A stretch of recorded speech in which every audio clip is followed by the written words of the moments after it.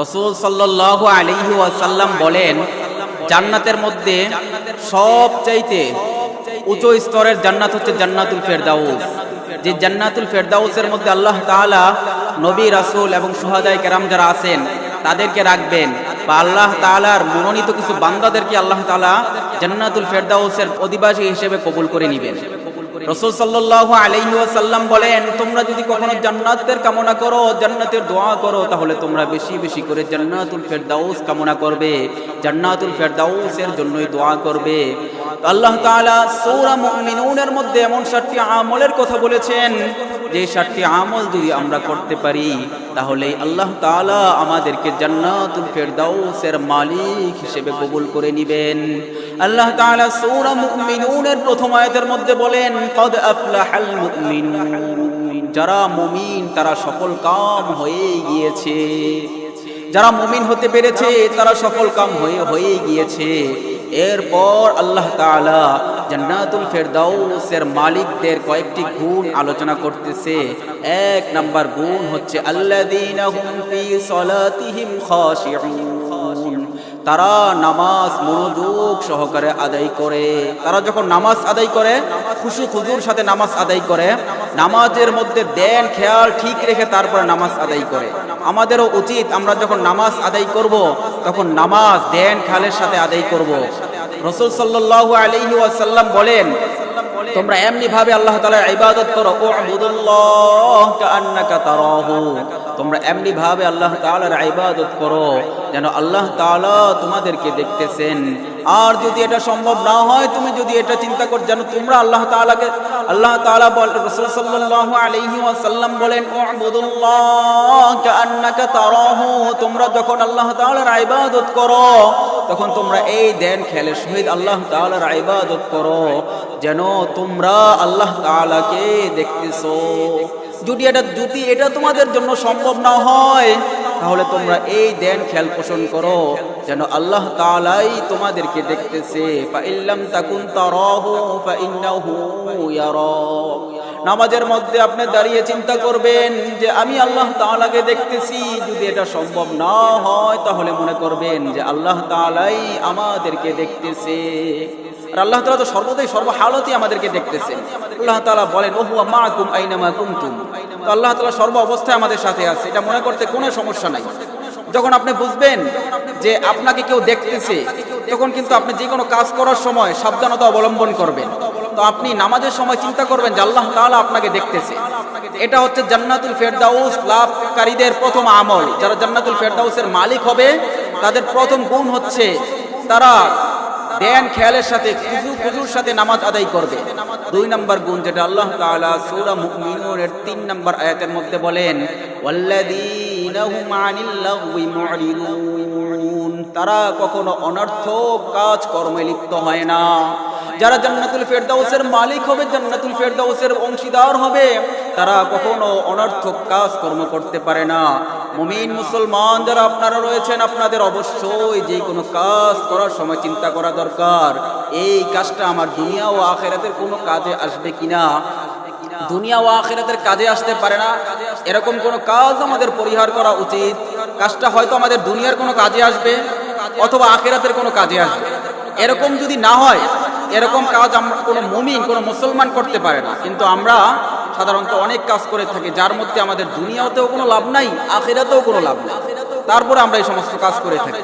তো জান্নাতুল ফেরদাউসের মালিক যারা হবে, অংশীদার যারা হবে, তাদের 2 নাম্বার গুণ হচ্ছে তারা অনর্থক কাজকে পরিহার করে। আল্লাহ তাআলা আমাদের সকলকে সকল অনর্থক কাজ থেকে বেঁচে থাকার তৌফিক দান করুন। 3 নাম্বার গুণ জান্নাতুল ফেরদাউসের মালিক যারা হবে তাদের 3 নাম্বার গুণ হইতেছে ওয়াল্লাযীনা হুম লিয-যাকাতি ফাঈলুন, তারা নিয়মিত যাকাত প্রদান করে থাকে। যাকাত যখন ওয়াজিব হয়, যাকাত যখন ফরজ হয়, তখন হিসাব করে করে তারা যাকাত দিয়ে থাকে।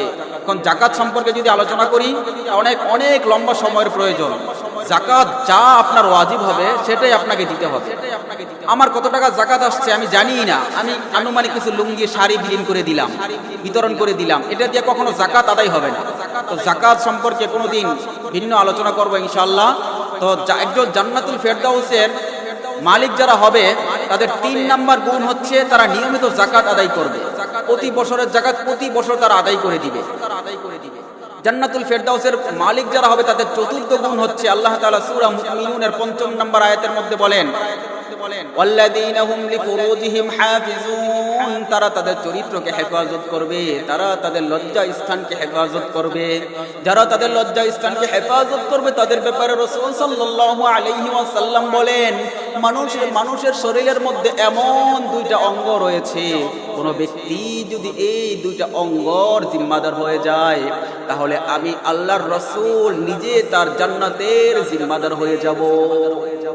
এর মধ্যে এক নাম্বার হচ্ছে দুই ঠোঁটের মাঝখানে যে অংশটা রয়েছে অর্থাৎ জিহ্বা, দুই ঠোঁটের মাঝখানে যে অঙ্গটা রয়েছে অর্থাৎ জবান, এই জবানের হেফাজত যারা করবে, অনর্থক কথাবার্তা থেকে যারা বিরত থাকবে, তাদের জান্নাতের জিম্মাদার আমি নিজে হয়ে যাব। এটা রাসূল সাল্লাল্লাহু আলাইহি সাল্লাম বলতেছে।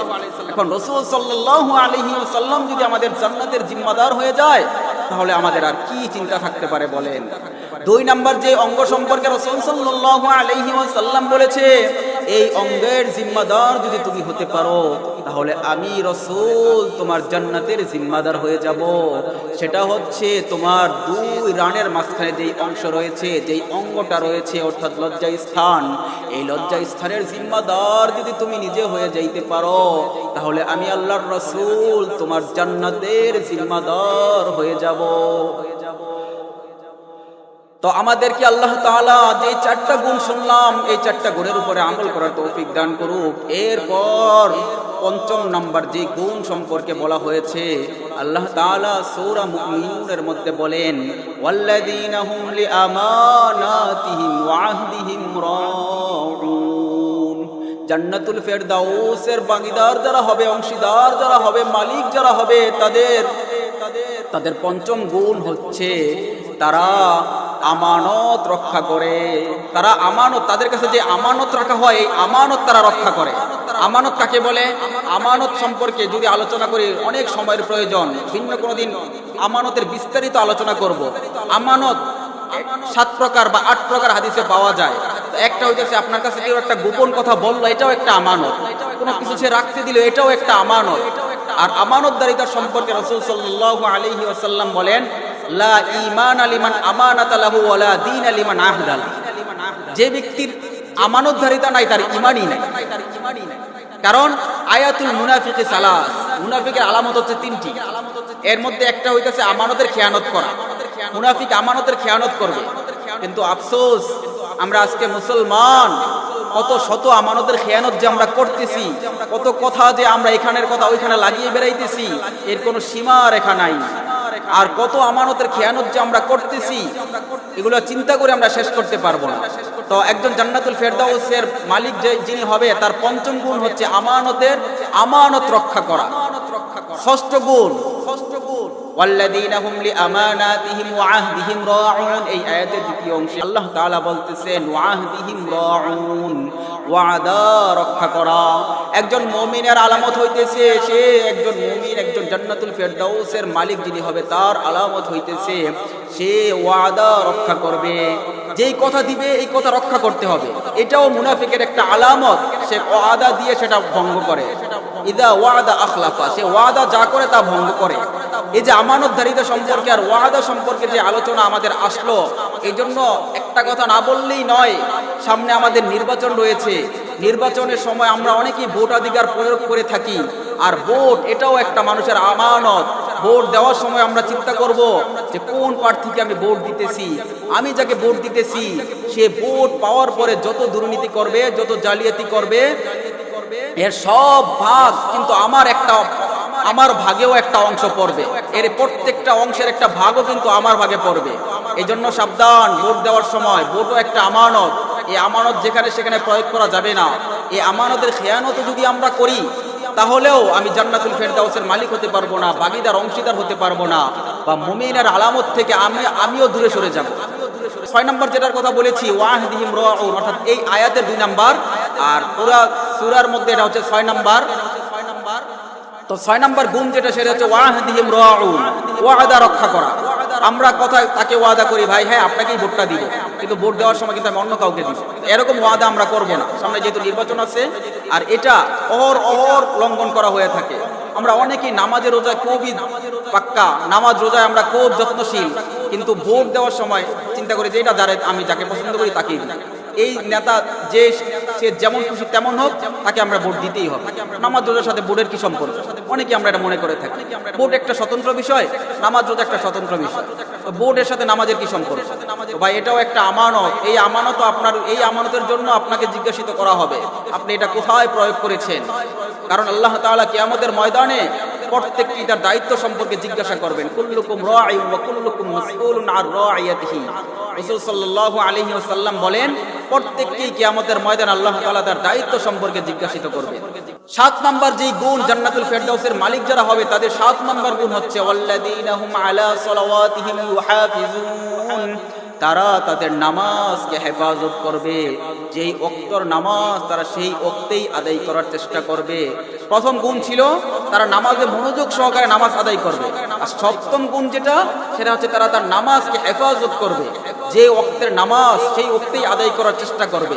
এই 7টা গুণ যদি কোনো মুসলমানের ভিতরে আসে, তাদের ব্যাপারে আল্লাহ তাআলা সূরা মুমিনুনের 10 নম্বর আয়াতে বলতেছেন, উলাইকা হুমুল ওয়ারিসুন।